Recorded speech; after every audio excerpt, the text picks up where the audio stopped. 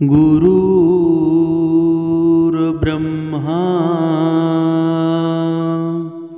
गुरुर्विष्णू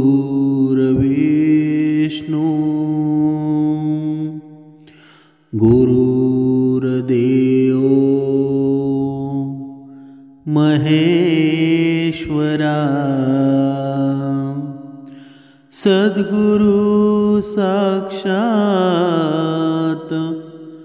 परब्रह्म तस्मै श्री सद्गुरुवे नमः। जय जय रघुवीर समर्थ श्रीराम समर्थ। ओम श्री गुरुदत्तात्रेय श्रीपाद श्री वल्लभाय नमः। सद्गुरु चरणांना नतमस्तक होऊन आपण या शुभ सकाळच्या वातावरणामध्ये या निरूपणास सुरुवात करूया। समर्थ सांगत आहेत बघा, एकनाथ महाराजांचं सुंदर असं रचित बघा। जन्म घेणे लागे वासनेच्या संगे, तेची झाली अंगे हरिरूप। समर्थ पुढे सांगत आहेत, नक्की वासना म्हणजे तरी काय? बघा, ही वासना आहे ना, ही मानवाची खूप मोठी कमजोरी आहे। भल्या भल्यांना तिने देशोधडीला लावला आहे। बघा, या वासनेमुळं मानव जेव्हा या ब्रह्मांडामध्ये हे जीवन जगत असतो, या संसारामध्ये आपले जीवन व्यतीत करत असतो। बघा, प्रत्येक मनुष्याची कोणती ना कोणती वासना असते, पण ती वासना बघा मृत्यूच्या वेळी जो वासनाधीन मनुष्य असतो ना, बघा त्याच ज्याप्रमाणे बघा काही मनुष्याला बघा कधी कधी अशी प्रेरित वासना करते ना, ती जी वासना असते ना, तो पुढचा जन्म त्याच वासनेधीन होतो। बघा, कधी कधी कुत्र्याचा जन्म येतो, कधी कधी कोंबडीचा जन्म येतो, कधी कधी वेगवेगळ्या अशा प्राण्यांचा जन्म येतो, कधी कधी मनुष्याचा जन्म येतो, कधी कधी आपला जीव एखाद्या व्यक्तीमध्ये असतो आणि मग आपण म्हणतो की बघा हा आमचा व्यक्ती होता, त्याच्यासारखाच हा दिसतो, सर्व गुण त्याच्यासारखे आहेत। पण समर्थ सांगत आहेत, व्यसन लागायचं असेल तर ते हरिभक्तीचं लागतं का कधी? तेच व्यसन या मनुष्याला हवं, दुसऱ्या व्यसनांची काही गरज नाही। पण हरिभक्तीचं व्यसन मात्र या मनुष्याला कधी लागत नाही। बघा, सुंदर एक उदाहरण बघा संतांनी दिलेलं आहे। समर्थ पुढे सांगतात की मृत्यू हा आत्म्याच्या प्रवासाचा एक टप्पा मानला जातो, कारण शेवट हा शरीराचा असतो, आत्म्याचा कधीच होत नाही। असं म्हणतात की आत्म्याचा प्रवास एका शरीरापर्यंत नसतो, त्याला अनेक देहातून जावं लागतं आणि प्रत्येक शरीराला भेटण्यामागं काही ना काही कारण असतंच। बघा, हे आपल्याला विष्णू पुराण, गीता आणि इतर शास्त्रांमध्ये सांगितलेलं आहे। परंतु आत्म्याचं ध्येय भटकणं नाही, तर त्याला परत्व म्हणजेच मोक्ष प्राप्त करणं आवश्यक आहे। जेव्हा आत्मा परमात्म्याशी एकरूप होतो ना, तेव्हा मोक्ष मिळतो। आत्मा केवळ परमात्मा प्राप्त करण्यासाठी विविध शरीरे प्राप्त करत असतो, परंतु केवळ एका इच्छेच्या चक्रात अडकल्याने आत्म्याला पुन्हा पुन्हा वेगवेगळ्या जन्मामध्ये जावं लागतं। बघा, एक सुंदर उदाहरण दिलेलं आहे। बघा, ही जड भरताची एक कथा सांगितलेली आहे। बघा, तो एक महान संत राजा होता। तो धार्मिक होता आणि लोकांची काळजीही घेत असे। पण एके दिवशी असं झालं की नदीत तो अंघोळ करत असताना एका हरणीने सिंहाच्या भीतीने पळत येऊन नदीत उडी मारली. बघा, त्या हरणीच्या मागे सिंह धावला होता आणि त्या हरणीने बघा भीतीच्या पोटी त्या नदीमध्ये उडी मारली, पण तिला नदी पार करता आली नाही. हरीण गर्भवती होती आणि तिने पाण्यातच तिच्या बाळाला जन्म दिला. तिने एका हरणीला जन्म दिला आणि तिथेच तिचा मृत्यू झाला. ते पाहून राजाला दया आली आणि त्यांनी त्या हरणीच्या बाळाला आपल्या महालात नेलं. बघा, जड भरत राजाने त्या हरणाच्या आपल्या मुलाप्रमाणे संगोपन सुरू केलं. हरिणही राजावर खूप प्रेम करू लागलं आणि राजासमोर खेळू लागलं. ते पाहून जड भरत राजाला आनंद व्हायचा. राजाचे हरणाच्या बाळाबद्दलचे आकर्षण खूप वाढत चाललं होतं आणि हळूहळू तो म्हातारा होऊन मेला. पण मृत्यूसमयी त्याचा त्या हरणीबद्दलचा मोह कधीच संपला नाही. तो तिचाच विचार करत राहिला. त्याचा परिणाम असा झाला की त्याला मनुष्य योनीतून प्राण्यांच्या योनीत जावं लागलं आणि तो स्वतः हरणाच्या गर्भात आला. बघा, आणि त्याने पुढील जन्म हरणाच्या रूपात घेतला. अशा प्रकारे या कथेमध्ये सांगितलं जातं की मृत्यूच्या वेळी ज्या भावनेत व्यक्ती असतो ना, त्याच भावनेने त्याला पुढील जन्म मिळतो.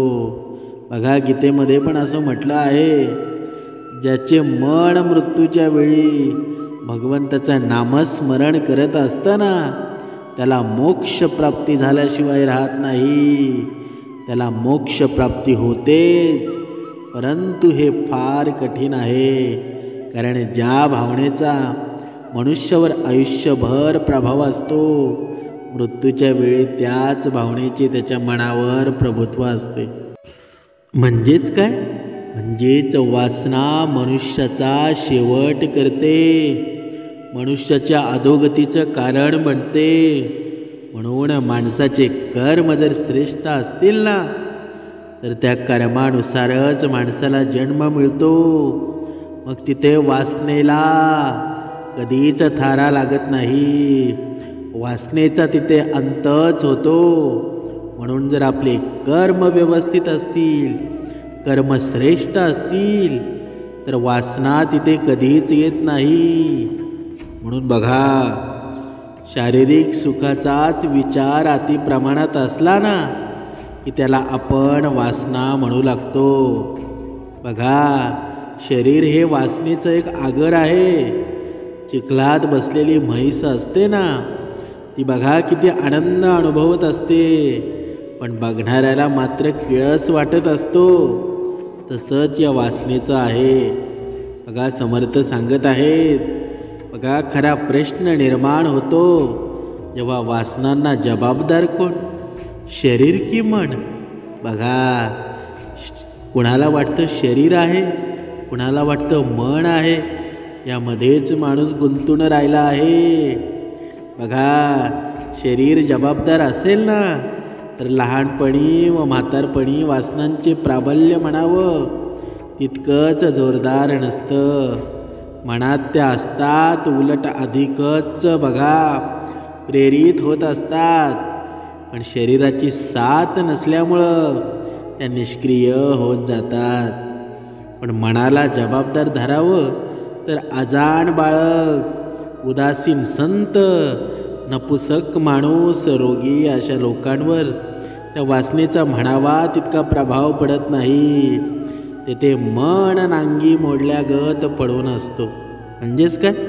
म्हणजेच बघा, वासना उत्पन्न होण्यासाठी आजूबाजूचे वातावरण जबाबदार असतं. मन इंद्रियाद्वारे आत्मसात करून शरीराला बघा तसं वागायला लावतं, वागायला भाग पाडत असतो. आणि ते मन कासावीस होत शरीराचा छळ करत असतं. खाणेपिणे आणि स्त्रीसुख या त्याच्या दोन सर्वात आवडत्या सवयी आहेत. खाण्यापिण्यावर बघा, खाण्यापिण्यावर अधिकाधिक भर दिला तर शरीर रोगांचे माहेरघर बनून जातं. तर स्त्री सुखाच्या अवस्थेव कल्पना करून बदनाम होऊन समाजात छी थू होते. मनाचे लाड पुरवून वासनाकांड घडायला वेळ मात्र लागत नाही. म्हणून ह्या मनुष्याचं जीवन आहे ना बघा, व्यसनाधीन होतो तेव्हा ही वासना निर्माण होते. जास्त करून बघा, व्यसनाधीन झालेला माणूस असतो ना बघा, दारू, सिगारेट, गांजा ह्या गोष्टी व्यसन केल्यामुळं जास्तीत जास्त माणूस वासनाधीन होत असतो. आणि याला कारणही तेवढंच महत्त्वाचं आहे. बघा, आध्यात्मिक अनुभव येण्याइतपत मनाची ओढ इतर ठिकाणी लावण्यासाठी आत्म्याची सांगड घालावी लागेल. या भौतिक जगात भटकणाऱ्या मनाला ताळ्यावर आणण्यासाठी योग्य सद्गुरूंची गाठ भेट घ्यावी लागेल. ज्ञान, कर्म, भक्तीत रममाण होऊन वासनांचा उधळपणा दृष्टीत आणून शरीराला एका वेगळ्याच विश्वात न्यावं लागेल. पण ते कधी होईल? जेव्हा आपण योग्य भक्ती मार्गामध्ये लागू, सद्गुरूंच्या चरणाशी लीन होऊ, तेव्हा या शरीरावर कंट्रोल निर्माण होईल ना. की तसं होईल का? हे मन बघा, समर्थ सांगत आहेत, हे मन एवढं चंचल आहे ना बघा. माणूस घरामध्ये असतो बघा, रात्र झाली, जेवण झालं की झोपी जातो. पण झोपल्यानंतर बघा त्याला अंथरुणात जातो पण झोपच येत नाही. मग डोळे मिटण्याचा प्रयत्न करतो, डोळे मिटतो, एका क्षणात कुठे जातो, एका क्षणात दूरवर जाऊन येतो, दूरच्या गोष्टींचा विचार करतो, परत एका क्षणात घरात येतो, एका क्षणात परत दुसऱ्याच ठिकाणी जातो. त्याचं मन आहे ना एवढं चंचल आहे की एका क्षणात इथे तर एका क्षणात दुसरीकडे. त्याला ते कंट्रोल करता येत नाही. म्हणून समर्थ सांगत आहेत, हे माणसा, हे मानवा, तुझ्या मनाला जर कंट्रोल करायचं असेल ना तर त्यासाठी भक्ती मार्गामध्ये तू लीन व्हायला हवास. भक्ती मार्गाची ही शिदोरी आहे ना, ही तुझ्याकडे असायला हवी. तरच तुझ्या या आत्म्यामध्ये सद्गुण रूपी सद्गुरू निर्माण होतील आणि ते जागृत झाल्याशिवाय राहणार नाहीत.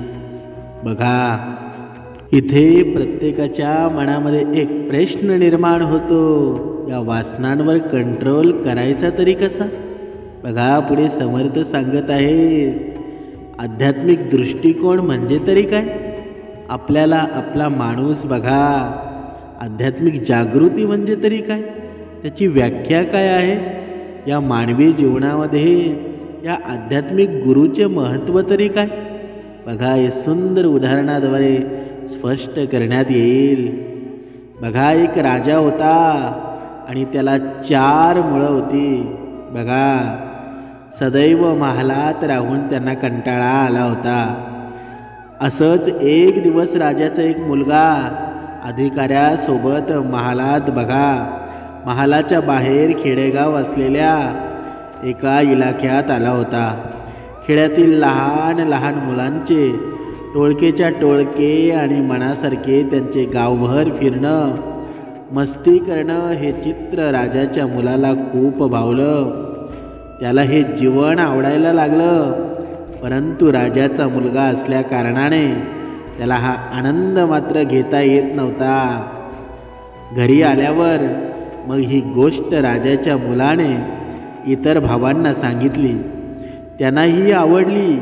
मग त्यांनी ठरवलं की आपणही त्या खेड्यातील मुलांच्यात सामील होऊन गावभर फिरावं, हुंदडावं, मस्ती करावी. पण त्यांना तशी परवानगी कोणी देईना. बघा, मग एक दिवस 4 मधील 3 मुलं लपून छपून मार्ग काढत त्या खेड्यातील मुलात जाऊन शिरली. एक मुलगा मात्र महालातच थांबला. संध्याकाळ झाली, ते 3 भाऊ महालाकडे आलेच नाहीत. खूप उशीर झाला. म्हणून त्यांना आणायला शिपाई गेले. बघा, महालात आणलं तेव्हा त्यांचे चेहरे पूर्ण धुळीने माखलेले होते, कपडे चिखलाने भरलेले होते, हातापायाला खरचटलेलं होतं, चेहरा विद्रूप झालेला होता. बघा, हेच आहे अध्यात्म, असंच आहे. बघा, जीवाला चिटकलेल्या वासना या जगात जन्माला आणतात. इथे आल्यावर असंख्य वासना पूर्ण करता करता आधी शुद्ध असलेला जीव कधी अशुद्ध बनून जातो ना, हे माणसाच्या लक्षातच येत नाही. हे त्याला मृत्यूपर्यंत लक्षात येत नाही आणि कोणी लक्षात आणूनही देत नाही. ती मुलं जशी स्वतःचा मूळ स्वरूप विसरून खेळण्यात दंग झाली होती ना, घाण झाली होती की आपण राजाची आहोत, ही राजाची मुलं आहोत, राजघराण्यातील मुलं आहोत, हे सर्व ते विसरून गेले होते. त्याचप्रमाणे जीव ही वासना भोगता भोगता स्वतःचं मूळ स्वरूप विसरून जातो की आपण शिवाचे आहोत, आपण राजाचे आहोत. आपल्याला काही नियमावली लागू होते. बघा, म्हणून असं म्हटलं जातं, बघा, जन्म लागे वासनेच्या संगे. संत मात्र एका समजदार मुलासारखे आहेत. राजपाट त्यांना माहीत आहेत. क्षुल्लक वासनेत ते अडकून पडले नाहीत. वासना त्यांनी पण भोगल्यात, परंतु त्यात रममाण झाले नाहीत, गुंतून पडले नाहीत. बघा, पुढे समर्थ सांगत आहेत, या जीवाला जे जे काही सतत करावंसं वाटतं, अध्यात्मात त्याला वासना म्हणतात, केवळ काम वासना नव्हे. बघा, ज्याप्रमाणे आईस्क्रीम खाणं ही सुद्धा एक छोटीशी वासनाच आहे ना. बघा, संतांचं जीवन पुस्तकं, राजपाट याद्वारे चिटकलेल्या वासना कमी करत करत स्वच्छ होत होत पुन्हा शिवाकडे, राजमहालाकडे प्रयाण करणं म्हणजे अध्यात्म. हेच आहे ना अध्यात्म. नाहीतर आपण, बघा, समर्थ सांगत आहेत, ही वासना जर मुळापासून आपल्या जीवनातून जावी कुणाला वाटत असेल ना, तर संत संगती जेव्हा घडेल. बघा, आपल्या या महाराष्ट्रामध्ये, पूर्ण या जगामध्ये संत किती होऊन गेले. बघा, तुकाराम महाराज, समर्थ रामदास स्वामी, संत एकनाथ महाराज, संत ज्ञानेश्वर माऊली. बघा, अशा प्रकारे भरपूर संत होऊन गेले. छत्रपती शिवाजी महाराजांसारखा राजा, बघा, की ज्यांनी पूर्ण जनतेला, पूर्ण समाजाला एकत्र आणलं. काय आहे, बघा, राजकारण बाजूला सोडून सर्व समाज एकत्र आणला. आणि बघा, संतांनी या मनुष्यासाठी किती कष्ट सोसले, पण तरीसुद्धा या मनुष्याला या वासनामध्ये अडकून बसला आहे. मनुष्याची जोपर्यंत मनामधून ही वासना जात नाही ना, तोपर्यंत किती भक्तिमार्ग केला, कितीही कर्मकांड केली, तरीही त्याचा काही फायदा आहे का? तर अजिबात नाही. म्हणून ही वासना जर आपल्या मनामधून घालवायची असेल, कारण या मनावर, बघा, आपलं मन तेवढं सक्षम नाही की या वासनेचा अंत करेल. त्याला जोड लागणार आहे ती संतांची. जेव्हा संतांचं आपल्याला, बघा, संतांच्या चरणांचं दर्शन होईल, संतांच्या सद्गुण विचारांचं दर्शन होईल, तेव्हा या मनावर कंट्रोल निर्माण होईल. आणि तेव्हा हे मन, बघा, व्यसनेच्या पलीकडं जाऊन निघेल. म्हणजेच काय, बघा, म्हणून माणसाच्या जीवनामध्ये अध्यात्म जीवन हे खूप महत्त्वाचं आहे. बघा, पुढे समर्थ सांगत आहेत, जर तुम्ही आपल्या पुराण ग्रंथांना पाईक मानून त्यास अर्थ नतमस्तक असाल ना, तर तुम्ही धार्मिक आहात. जर त्यातला भावार्थ जाणून आत्मधरास योग्य तो घेऊन नको ते सोडून त्यास वाचत असाल, तर तुम्ही आध्यात्मिक आहात. बघा, पुढे सांगत आहेत, जर तुम्ही तुमचे सुख इतरांना शोधत असाल ना, तर तुम्ही अधार्मिक आहात. जर तुम्ही तुमचे जीवन बघा, तुम्ही तुमचे सुख इतरांना पाहत असाल, इतरांमध्ये पाहत असाल, तर तुम्ही आध्यात्मिक आहात. समर्थ सांगत आहे की या परमात्म्याची आपण भक्ती केली ना, तर नक्कीच या जीवाला, या देहाला नक्कीच लाभ होईल. पण तो एखाद्या कोहिनूरप्रमाणे नव्हे हा. कारण भुकेलेल्याला अन्न मिळावं, तहानलेल्याला पाणी मिळावं, आनंदी बघा, आनंदी अवस्थेमध्ये एखादं गीत वा नृत्य आपसूक निर्माण व्हावं, तसा तो तुमच्या जीवनात येईल. पण वासना सुटली की मोक्ष मिळेल. वासना हे बंधन असतं. बघा, माणसाच्या गरजा फार थोड्या असतात, त्या पुऱ्या होणं सहज शक्य आहे. पण त्यात काही अडचण नसते. सगळ्यांच्या गरजा पुऱ्या होऊ शकतात, पण वासना, अपेक्षा मात्र पुऱ्या होऊ शकत नाहीत. बघा, पुढे समर्थ सांगत आहेत, एका माणसाच्या बघा वासनासुद्धा पुऱ्या व्हायची मारामार. तिथं सगळ्यांच्या वासनांची पूर्ती होण्याचा प्रश्नच उद्भवत नाही.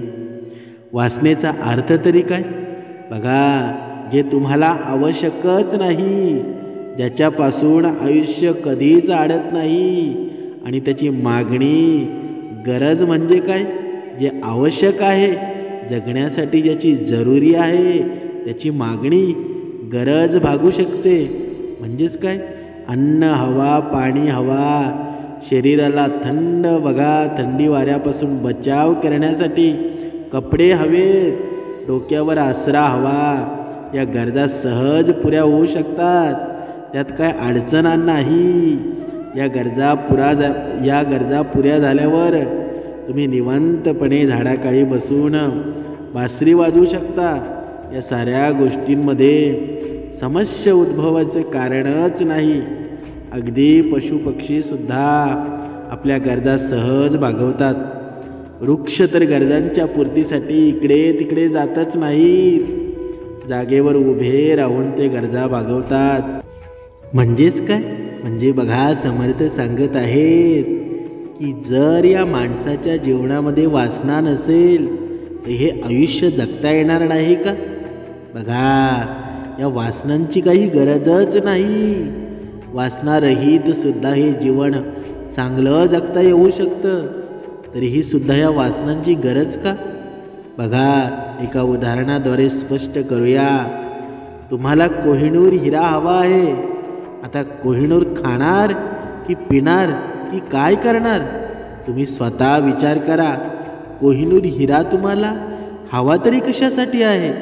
बघा, मूळ आजारी पडलं तर कोहिनूर औषध म्हणून पाजता येईल का? भूक लागली तर कोहिनूर बघा तुमची भूक भागवेल का? तो डोक्यावर ठेवून हिंडत बसणार का? बघा, माणसाने या गोष्टीचा विचार करायला हवा. बघा, एक जपानची एक सुंदर गोष्ट सांगतो. तिथं एक मोठा फकीर होऊन गेला. त्याच्यामुळं सम्राट खूप प्रभावित झाला. त्यानं काय केलं तर बघा, मखमळीवर हिरे, माणकं, रत्न वगैरे जडवून एक पोशाख बनवला, एक मुकुट बनवला. कारण अर्पण करायचं ते एका सम्राटाच्या गुरुला.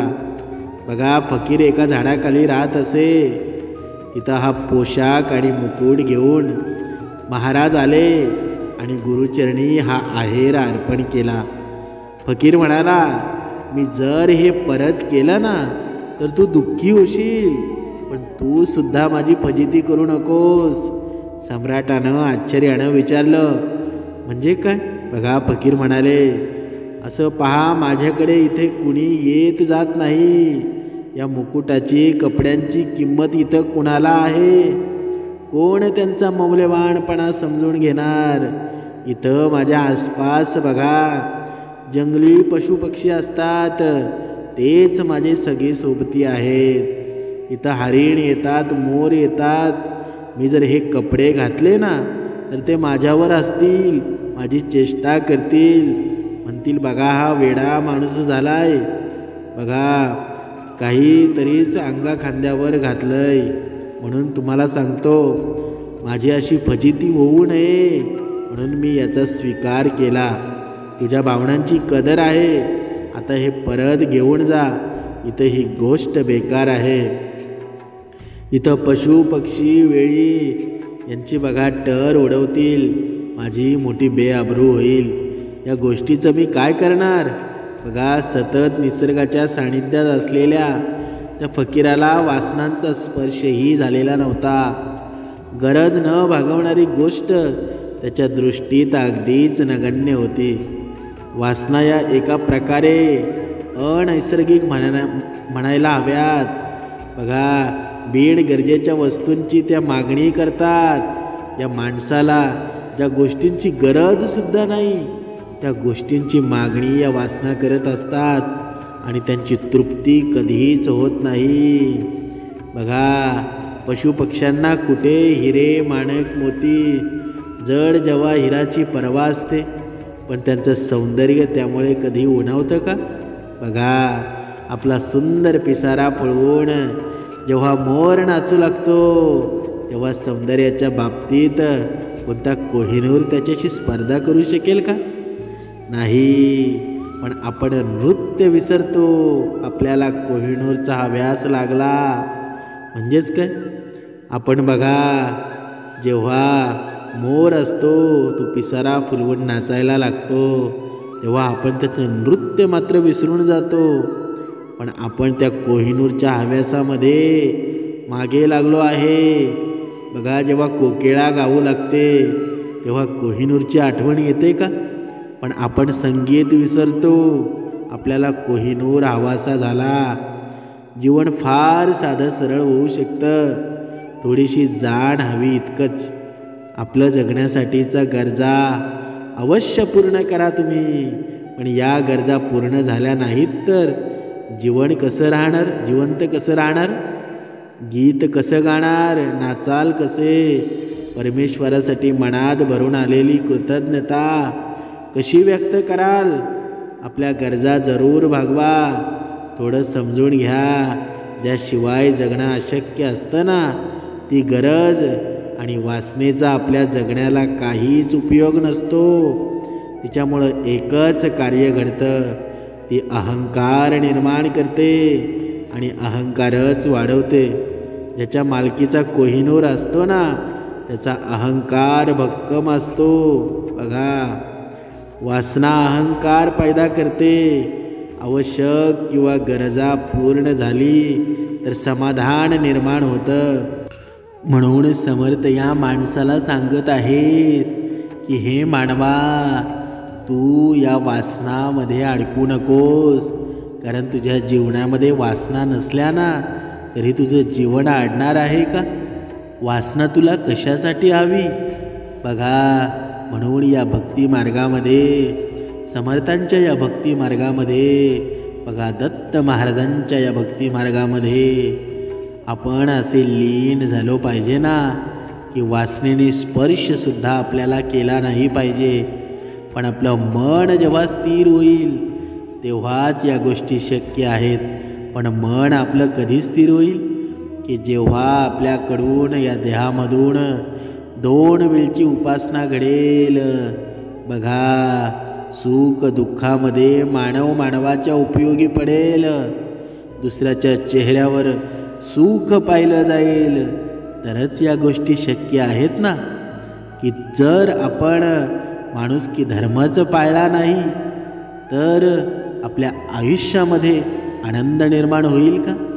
आनंद निर्माण जर करायचा असेल ना, बघा जिथे अहंकार निर्माण होतो ना तिथे वासना येतेच. म्हणजे वासनेचं मूळ काय आहे तर तो अहंकार, मीपणा आणि अहंकार जेव्हा या आपल्या मनामधून निघून जाईल ना तेव्हाच खरं तर या वासनेवर आपला देह आपण बघा विजय मिळवू शकतो. तोपर्यंत काही शक्य नाही. म्हणून या वासनेवर जेव्हा हा मनुष्य जय मिळवेल ना, विजय मिळवेल तेव्हा संत पदाला निर्माण होईल. बघा, म्हणून आपण संतांच्या मार्गदर्शनाखाली संतांच्या पावलावर पाऊल ठेवून जगायला हवं. हे जीवन व्यतीत करायला हवं, तरच आपल्या जीवनाचं सार्थक होईल. आणि हे मन, हे शुद्ध मन बघा श्रीरामाचं होऊन जाईल, समर्थांचं होऊन जाईल, सद्गुणांचं होऊन जाईल. म्हणून समर्थ सांगत आहेत की हे मानवा, आजही तू परमेश्वर आहेस. आजही तुझ्यामध्ये एक अशी ऊर्जा निर्माण झालेली असेल ना, पण फक्त तू तुझ्या मनाची स्थिरता निर्माण कर आणि भक्ती मार्गाला लाग. मग बघ तुझ्या जीवनामध्ये असा बदल घडेल ना की तुझ्या जीवनाचा दिनक्रम एवढा चांगला होईल ना की तुझा पूर्ण आयुष्यच बदलून जाईल. आणि मग तुझ्या जगी स्थळी पाषाणी सर्व ठिकाणी तुला श्रीराम नजर येऊ लागेल. श्रीराम सर्व जगामध्ये भरलेला दिसेल, ब्रह्मांडामध्ये भरलेला दिसेल. जय जय रघुवीर समर्थ.